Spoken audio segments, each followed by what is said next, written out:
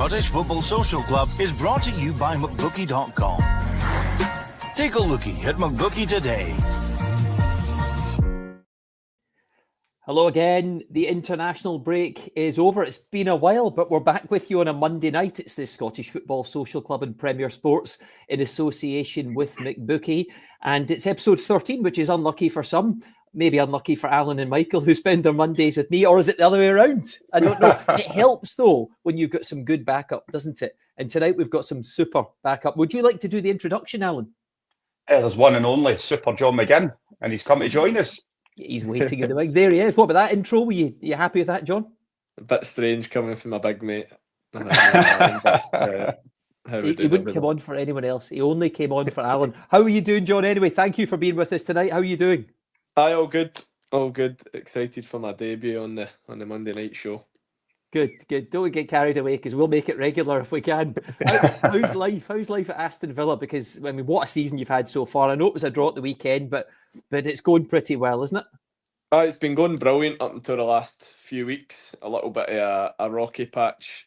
We were kind of on the cusp of 5 defeats in a row, which has been something of the past, luckily, at Aston Villa, but we managed to get a set-piece goal late on and kind of, I wouldn't say steal a point because we probably deserved more, but it's been a brilliant start. We're only 2 points off third and going well in the Champions League, so it's been nice and hopefully we can turn our home form around soon and climb up the table again.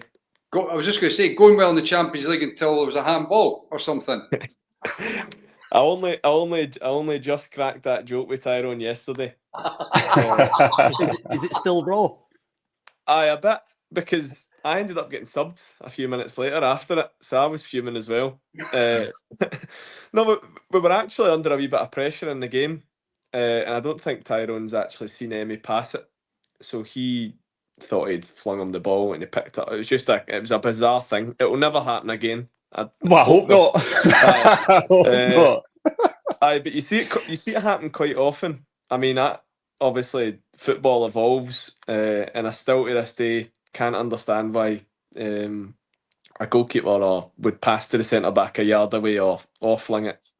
I still know what that one. Yeah, it might make sense to me in a while, but no, it was one of these things, and thankfully we had the backup of 3 wins before that.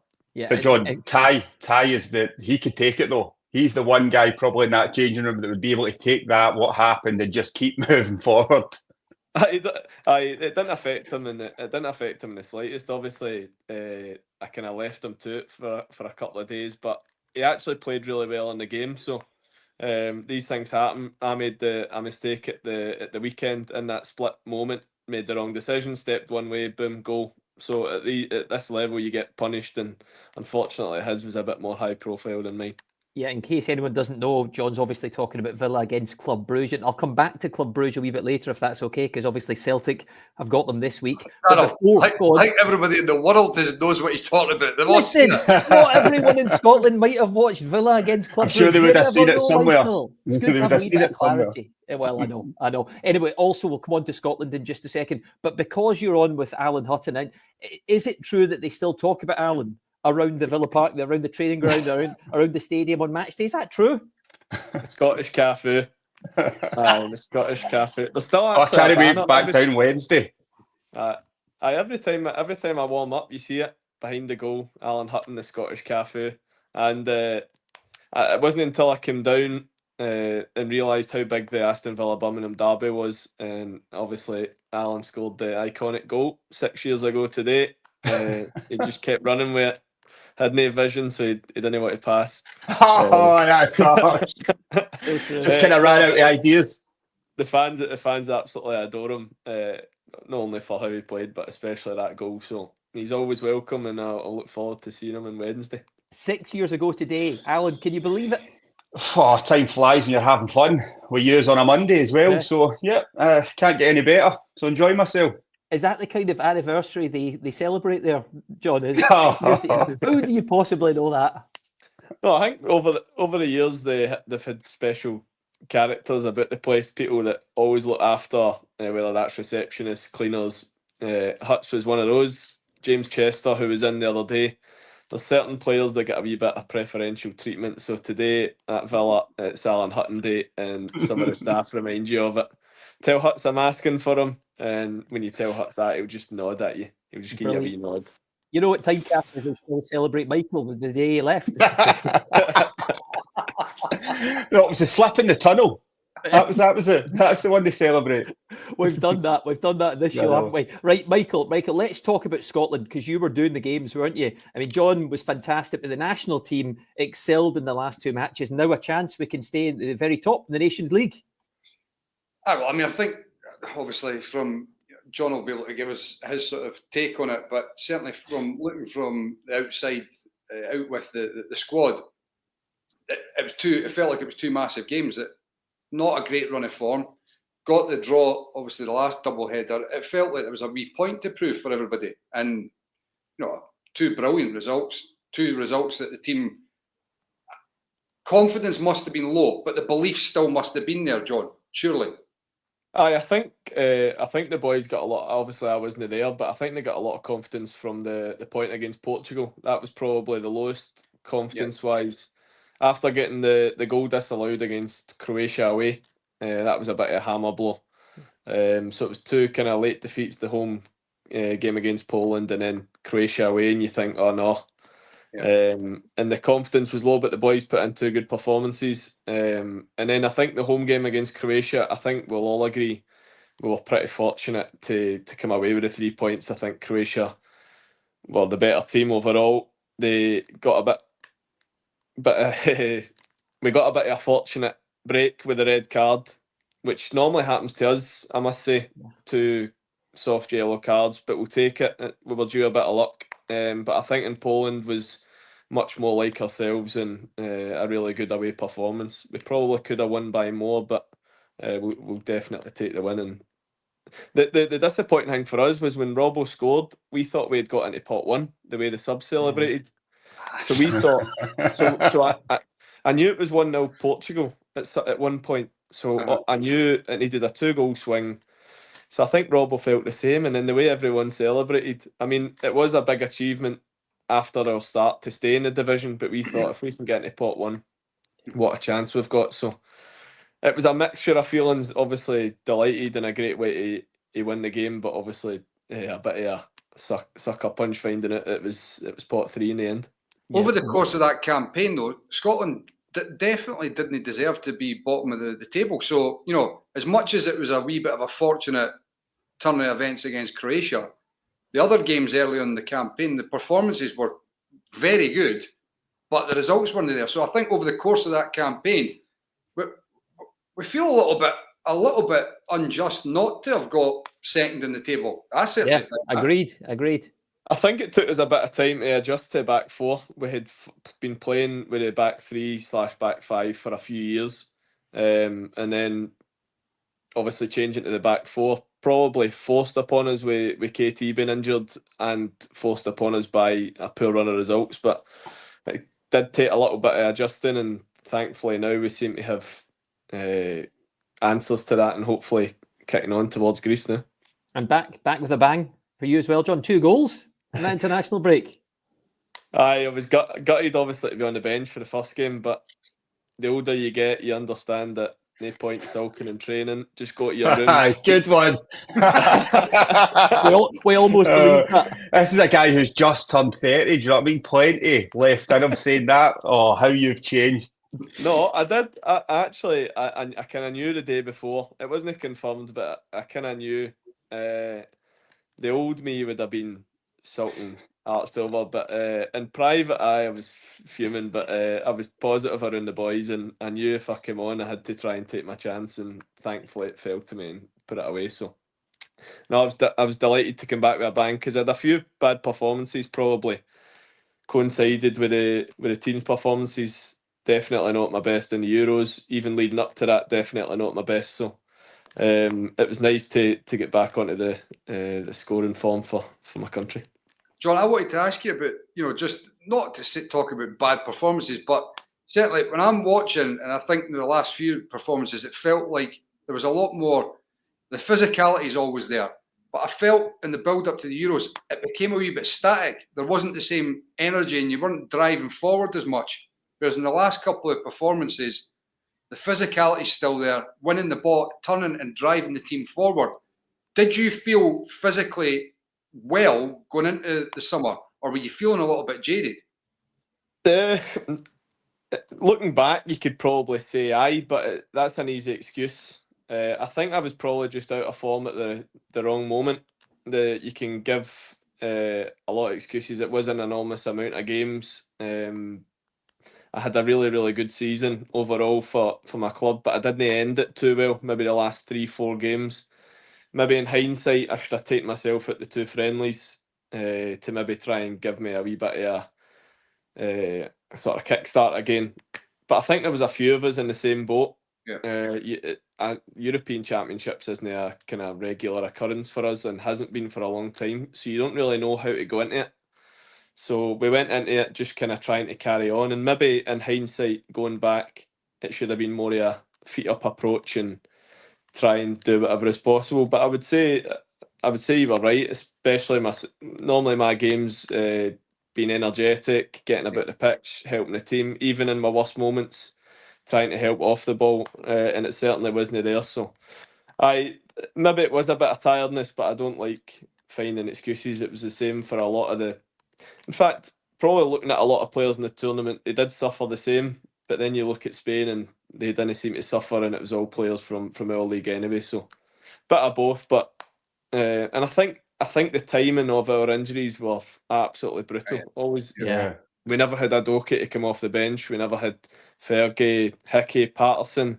The list was endless, so it wasn't the same options that a lot of countries had. But in the end, we were absolutely rubbish. So we deserved to go it. But this is how you get better, John. See, when you're constantly going to these kind of tournaments, you're playing in the top sections and that's how you improve as a team. You want to be playing this level of opponent. The hardest thing wasn't the fact that it went so badly. The fact was the way we went out as well. It was an absolute stonewall penalty. And the day after, you're watching. Don't get Michael started. You're watching the next fixture though, and something gets given the exact same, and it just becomes a little bit harder to take. So you might actually from that end up, and then it's all ifs, buts, and maybes. Yeah. Overall, there's no question if the penalty was given, Scotland were qualified. Yeah, and we're still getting over it. Just about as we can see. I know. Like, I'm not being funny, but as much as these things change the perception completely.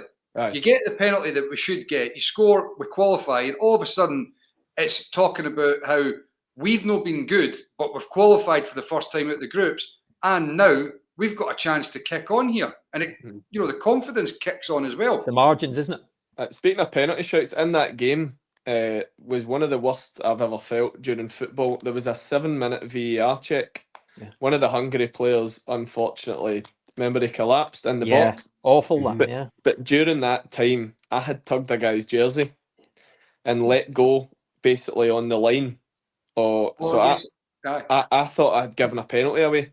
Everyone's hoping that the guy's all right, and I'm just hoping it's not a penalty because I thought, oh no, So it was on the screen, VAR penalty check. 7 minutes. Asking the ref, and he wasn't answering it. It was 7 minutes, and I shouted to Big Austin in the side. I said, "Austin, is that a penalty?" He says, "I don't know."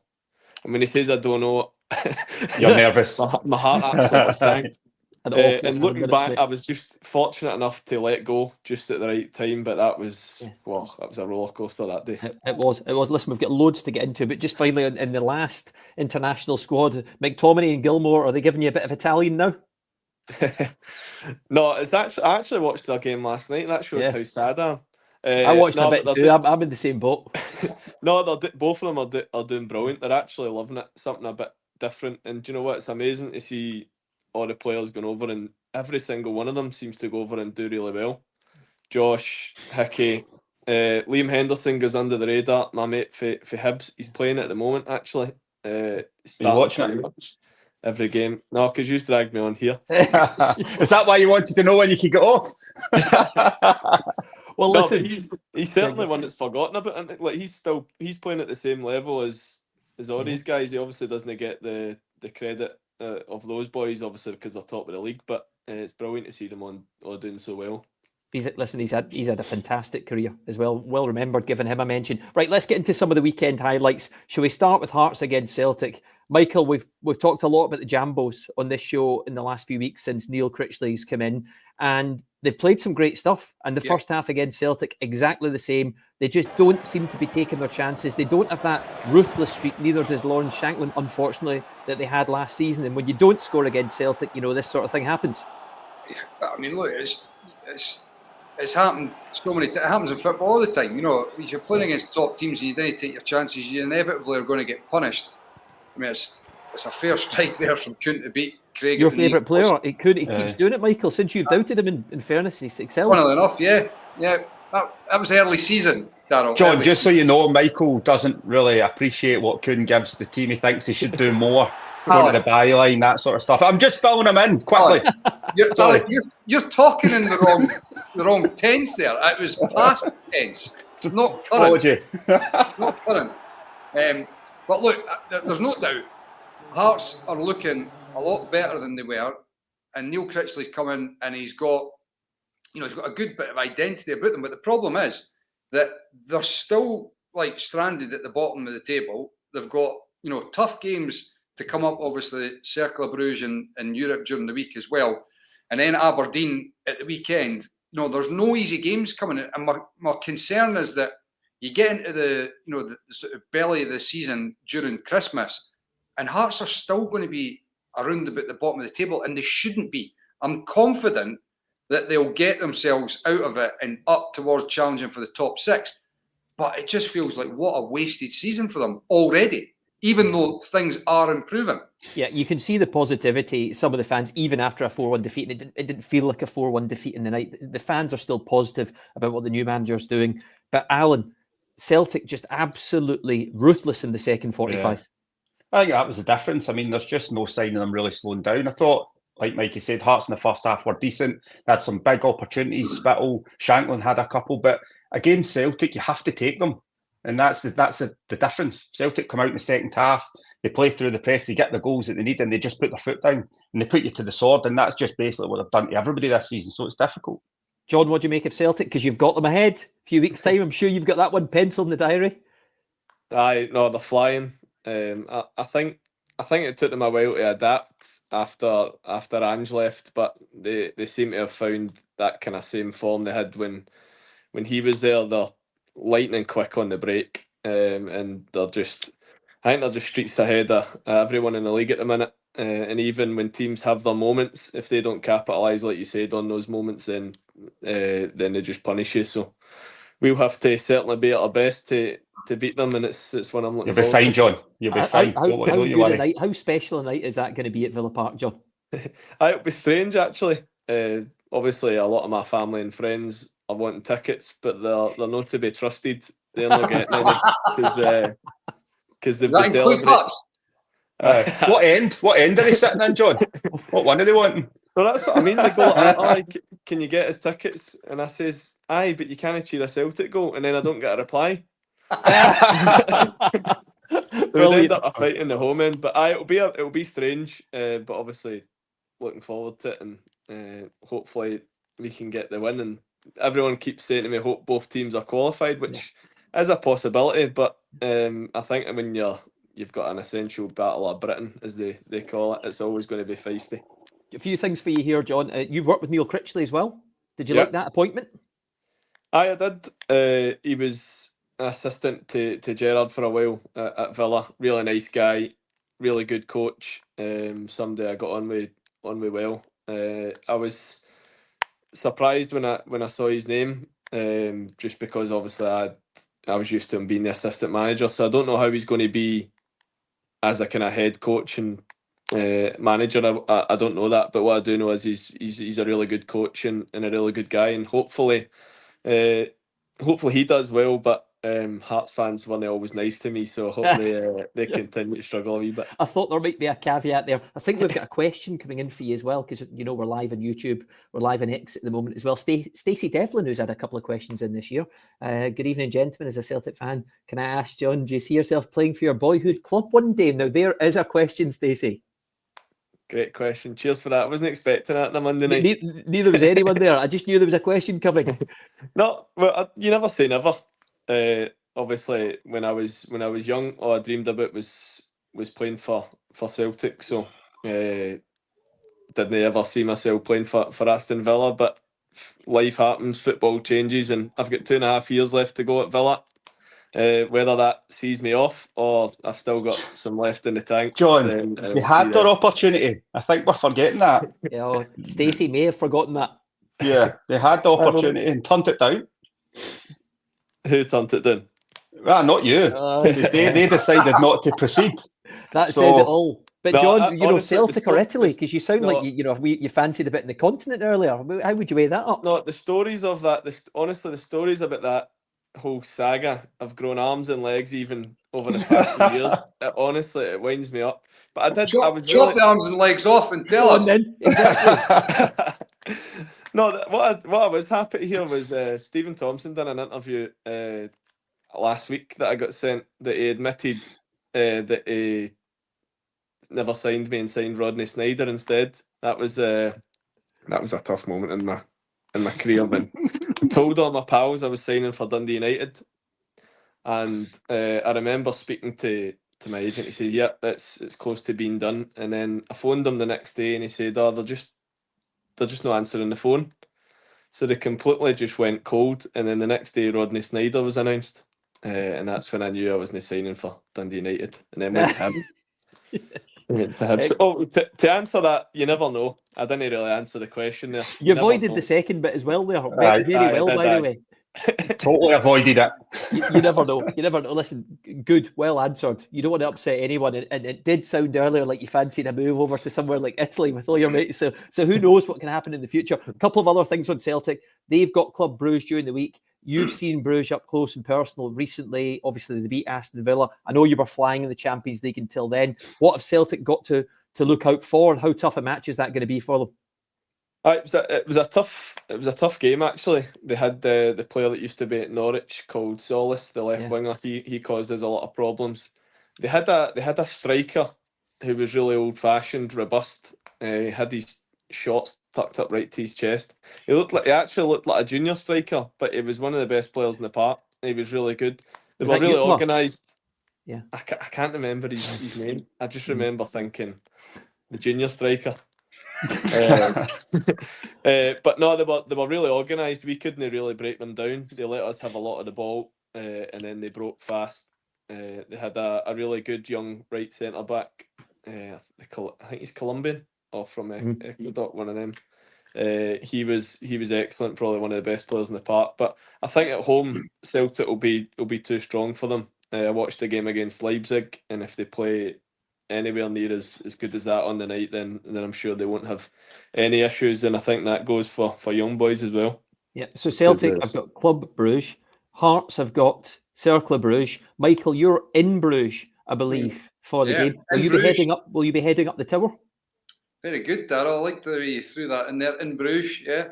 Am I going to be Colin Farrell or I don't know. I know you love a bit of tourism, though. Listen, Hearts have got a great opportunity as well. John's got Juventus with Aston Villa this week. It's a brilliant week of European football to come. Let's push on. Let's get into Rangers against Dundee United. This is always Alan's favourite part. Hey, can we just move on and just go to the next one? There's been so much positivity around recently. There was a rumour yesterday, Alan, that Philip Clement had been sacked. And Rangers said that's nonsense for now. There's some tough games ahead.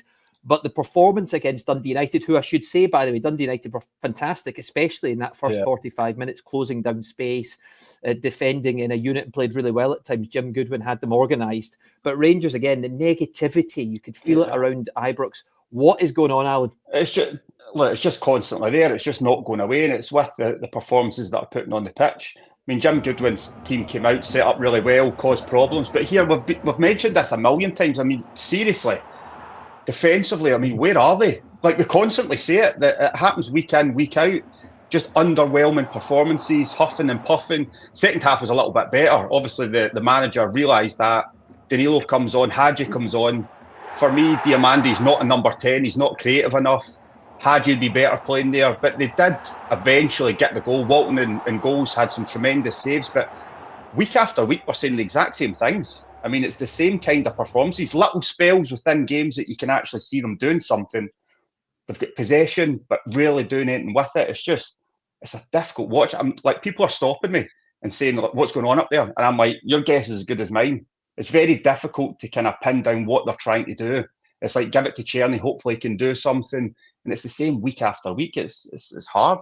John, you looked as if you were gutted for Al there, the way he was talking. You looked as if you're absolutely gutted. No, but John, I see if you see it every week, honestly, I just get teed up for this constantly. And it's like, I try and find something positive to say. Michael then shoots me down, and then I try and be honest, and I'm bringing myself down. It's difficult, but look, it's just where they are at this moment in time. John, are you surprised? I mean, you must see the league table. I know you wouldn't have seen an awful lot of Rangers this season. I don't know, maybe you have, but are you surprised? I mean, that is a long way to be back from your City rivals, never mind 8 points off Aberdeen.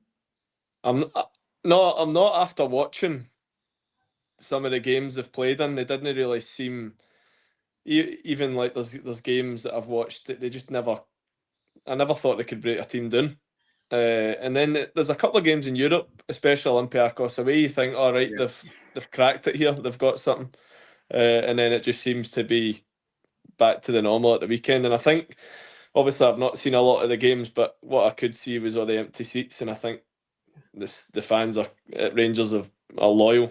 Didn't matter what division they were in, they were always there. So I think they've had enough, and they're looking for a spark or something different anyway. Maybe a fresh start. And that's a really good point, John, because Alan, I know the weather wasn't good. I know the game was delayed, but there were plenty of empty seats. And as the game went on as well, people were leaving early. And I get the game's later, people have got plans, all that kind of stuff. But John's right. Usually, if that game really had mattered and Rangers were fighting at the top of the table, Ibrox would have been full. Yeah, well, they're obviously voting with their feet, aren't they? I mean, they're trying to get their point across that they're not happy with the situation. We know about board level. They're trying to make changes at this moment in time. There's no real stability there.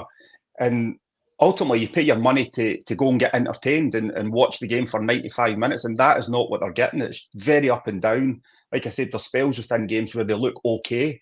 But out with that, it's a difficult watch for everybody. And John rightly says there's hardly any fans there. I know the weather was poor, but that's them showing that they're not happy with the situation. And there's it's no Nice away fix. next, and you just don't know what they're going to get. Go on, There's not an easy fix. I was just saying there's no easy fix because, Cherny's continued to get better, so when you're looking at, players start of the season, and he looked okay from the get-go, but now he looks, like he's got that bit extra spark and liveliness and intensity about him.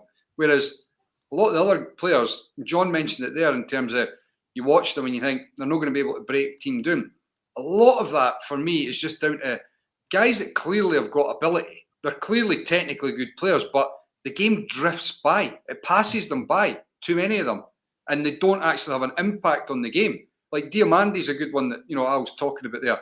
Technically a nice player, but game drifts past them. Bayrami, exactly the same. Guys that are at the top end of the park, and that's before Jefty, who I think actually has done pretty well throughout the course of the season. Offensively, Michael. Offensively. I was just about to say, Daryl, look at the semi-final goal that he gave away against Motherwell, and then look at the goal there, and he stands there and points. It's embarrassing. No, that's my man there. Mate, he's not going to score it there. Michael, exactly. As a defender, as a fullback, the worry is the guy inside, the guy in the middle of the goal. Don't worry about him. If it goes over your head, then you can go out and you can try and close him down or whatever. But it's like mistake after mistake. And you think going forward, even with the players that you've just mentioned, I think it's Aberdeen, Celtic, the two Dundee teams, and St Johnstone on the same as them, St Mirren. They've all scored more goals. Rangers have scored 17 goals. Alan, that is incredible when you think about it. That's incredible. The most damning stat of all for any Rangers manager, and that's what Philip Clement's fighting against at the moment. You mentioned the boardroom. Patrick Stewart is in, former Manchester United board member, doesn't start till the 16th of December. He's waiting until Rangers play Spurs and Celtic, and then he comes in. But in all seriousness, Alan, and I know, you played for obviously Spurs as well, but if Rangers play like they did again, I'm worried about it. I was waiting for that beam me up joke, Michael. But in all seriousness, if Rangers play like they did at the weekend, I'm going to start hiding in a minute. Celtic, then look, a decision is coming, isn't it? Because you wouldn't give them any chances in those games. No, but it has to be. I mean, you've got the Spurs game and then you've got the final after it. I mean, he talks about seeing improvement come November to October time. Is there improvement? Really? Well, I don't see it. There's There's some, not. exactly, some big games, difficult games coming up. And I do worry when they come and play the bigger sides, the Tottenham, Celtic, all these kind of teams. You worry. We've got a hard game this week as well. So right, go on, Michael. Last one, the Rangers, please. Then we'll move on. If Belgium came calling, do you think Rangers would do anything other than open the door and say thanks for your time? By all accounts, Rangers have called Belgium this week. Come on. No, I'm sick of this. That was for John. That was for John. Honestly. That's for John. Right, listen, let's get John back in the conversation. You'll be delighted to talk about one of your former clubs in Hibs. I'm sorry, John, we've got to do this to you. I mean, David Gray, your old pal as well. Such a good start against Dundee. This one was live in Premier Sports. Such a good start. You think, is this the beginning of the tide turning for the manager, for the players? And then they go down to 10 men and shoot themselves in the foot. I mean, what do you make of all this, John, and your old team at the moment, the way they're going and the way things are going for David Gray? No, it's sad, 100%. Obviously, willing Dave to do well. He doesn't need things like that happening every game. So every time I look, obviously I don't get to see the games, but it looks like Hibs have got a red card. And then if they don't get a red card, they'll concede a stupid goal late on to undo any good work that they've done. So just like the next goal, this goal's wild. Absolutely wild. And the goalie's had a few this season, Michael, hasn't he? And Joe Bursick, and that's just another one. And goodness me, David Gray must be wondering what he's got to do at the moment. I mean, look, you're down to 10 men, but Hibs still initially set up, they still had 2 banks of 4. But as soon as Obita got sent off, it was like, you just knew. It was inevitable what was coming. They had 2 banks of 4, but they just got ripped wide apart. Down the wide areas in particular, Mulligan for Dundee was outstanding. Yeah, Cameron as well, played really well in the game, didn't he? But look at all the mistakes. You know, the first goal, no good enough defending, like from multiple players. The second goal, Triantis turns his head and it comes off the back of his head into the goal. The third goal, Bursick actually has the audacity to throw his arms out as if to say it was somebody else's fault. It's mental.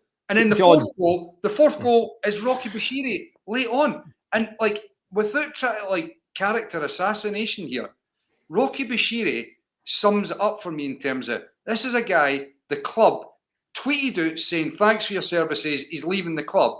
And then 2 or 3 days later, he signs a 3-year contract.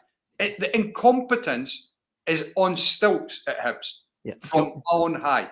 John, as a former Hibby, you look at that league table, and by the way, Hibs play Aberdeen tomorrow night. I'm sure you're hoping that it turns at some point. But how concerned are you? Because, as you know, this club's been relegated not too long ago, and it has a similar feeling at the moment, doesn't it? No clubs above getting relegated. We've seen it before. Hearts and Hibs both suffered pretty recently. I think what they got away from was they did get relegated, got their identity back. It wasn't a plain sailing either. Got some young, hungry Scottish players, people that knew the division, people that knew they had a point to prove. But instead of that, I don't know. I have no idea who's in charge of the recruitment. But I speak for personal experience, watching my brother get hounded at, which was tough to watch because it just was. He didn't deserve it at that time. But if that's going to be the case at a club like Hibs, you think, all right, okay, they must be signing somebody better. But it's just signing after signing, and I'm not just speaking about Paul, I'm speaking about others. They've hounded Lewis and Paul for a while, but you need to have ready-made replacements, people that know the division, people that are going to get results, and not just constant projects. And that's what it seems to be, just constant projects and just big risks and gambles, and they don't seem to be working year after year. Yeah, we should say, without like Dundee, well done to them, 4 goals, and they took their chances. They made Hibs pay for their mistakes on the night. One moment in the game has really irked you, Michael, just after Hibs go down to 10 men. At that point, you're probably asking your professionals to have a bit of focus and to get their heads together. You've just talked about them going in 2 banks of 4, but you certainly want to get organised very quickly. And you spotted this, Eli Yuhan. And there's been allegations, by the way, that some of the players don't care enough this season. I think this is slightly split X or Twitter, some of the comments that I saw today. But Michael, for you, him doing keepy uppies at this point, you were fuming, weren't you? It's ludicrous. I mean, that's a carefree attitude. Couldn't care less. Oh, Jordan's just been sent off, has he? Oh, right. Oh, brilliant. No bother. I'll just do a few circus tricks. You see everybody else going over to try and get information. What's happening? The perception is important. The optics of that, and it is terrible. And I'll be brutally honest, I don't really care what anyone else is saying online. I'm just telling you, watching that from, he's only just in front of us in the gantry. That looks brutal because, as Alan's just talking about, Hibs are bottom of the table. They're fighting for their lives. They've just had a man sent off. You need to be, and by the way, I didn't see anyone else in the park. Where's the leaders going round and saying, right, that's exactly what I was going to ask John there. Michael, it's exactly what I was going to ask John there, if I can come in on John, because is that the kind of thing, John, you were just hinting at? Talking about, obviously, your brother and some of the players who haven't played as much. Do they need people that understand the football club right now and experienced heads who maybe would stop that happening on the pitch, what we just saw there from Ellie Yuan? I think I look at the other side of the city as well, and Hearts. Normally when you watch a Hibs and Hearts, you have certain players that kind of typify Hearts. You had Hearts for years, Paul Hartley or Stephen Presley. Hibs the same, and we had Louis and Paul for years. They know what makes the place tick. They know what ucks the supporters. I know for a fact. We had a player that was capable of doing that, Malonga. He could easily have done keep-ups, John, but he just the environment wouldn't let it happen. Now, I noticed that some of the comments saying there's nothing wrong with it. Right, that's fine if you don't want to be offended by it, but it just sums the place up, like Mikey said. And I think it was Kukarevic as well. He's just standing there as well. He's not interested in what the formation is going to be. How are we going to kind of even steal a point out of this? It just seemed like, here's another game, or we might lose, we might win, who cares? That's the kind of impression I would get as a teammate. So obviously in the wrong initially as Obita, but these things happen. You can get sent off, but I think it's a bad look, and especially at this moment in time with so much going wrong. I'm sure it's the last thing Dave needs. Yeah, I just wanted to pick up on one point that John made, because it's absolutely spot on. And I'll not use the language that I'd use privately on this point, right? But I think you can do what you want on YouTube. See what? I think this is just beyond that. But see, in a changing room, you can carry a few folk like that, like John's talking about, like Malonga, where he gets brought along with the rest of the team. But it's like a balance. It's an equation. Your scales here. And as soon as the scales are tilted and there's too many of that type, you are screwed as a team. You're absolutely... Because see, even if there is a good few in there, they feel like they're wasting their time. They're just like talking to a wall. And Hibs at the moment, I'm struggling to even see the few good ones. And that's got to hurt David Gray, because he knows the club, Michael. He knows the club. Some of the players John's just mentioned, he played with them. He understands what it's all about. So he must be absolutely devastated when he sees that sort of thing happening. But in the end, it's his job to put it right, and it's not going well at the moment. We'll see what happens there. In a slightly more positive story for you, John, on a former team, St Mirren, with a good win at the weekend. All of a sudden, 10 points out of 12. The first team in the league to beat Aberdeen this season. Stephen Robinson's really got them going again, hasn't he, John? It's the influence of my brother just working on the Astro just across there. No, but that was obviously a surprise because of how Aberdeen have been doing. But St Mirren at home against anyone at the minute, they're no guaranteed. They could beat any team at home on their day. It's brilliant to see, actually. I think when I was there, the top six was always what they were trying to achieve. Tony Fitzpatrick obviously got slaughtered for suggesting it, but he did. It seems to be a thing where they could do it every season, and it's brilliant to see and delighted for them. Your team just needed a good striker, though, John. Well, he was too busy flinging training poles a bit. Big Tomo, and you were in the end of them, of course. Listen, Olasanya was excellent. Really good result for St Mirren. But Aberdeen, Alan, it was going to happen at some point. It was going to happen. People were talking about reactions, but they got a good reaction after losing to Celtic, and you would expect the same, wouldn't you? And it is Hibs next. Yeah, exactly. They're away to Hibs, aren't they? It's still going to be a difficult game with Hibs fighting for their lives, but they were going to get beat at some point. I mean, let's put it right. It is what it is, but exactly, it's how they bounce back. They've done it after the Celtic game. with a good performance. I'm sure they can do it again. But even Jimmy Tillini, he's never too high, he's never too low. He looks at the bigger picture, as he spoke about, and that's what he'll be saying to the players. I'm sure they'll bounce back, no problem. And they're chasing that second spot. I mean, that's where they're at this moment in time. So they're still in a right good position.